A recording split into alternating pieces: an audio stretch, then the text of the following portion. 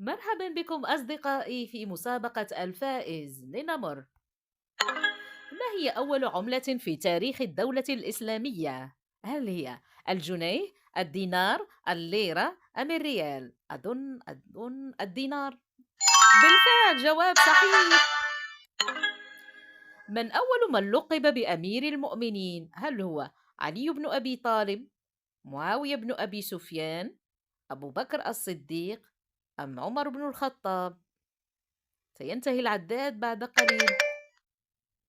أظن أنه هو بالفعل عمر بن الخطاب، والجواب صحيح. إذا لنمر إلى المرحلة الموالية. ما اسم خازن النار؟ الحطمة، صقر، مالك، رضوان؟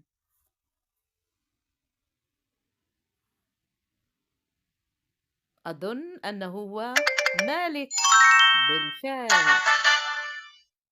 إذا لنمر إلى المرحلة الموالية. من هو الصحابي الذي لقب بأمين هذه الأمة؟ هل هو عبد الرحمن بن عوف، عبد الله بن مسعود، أبو عبيدة عامر بن الجراح أم أبو سعيد الخدري؟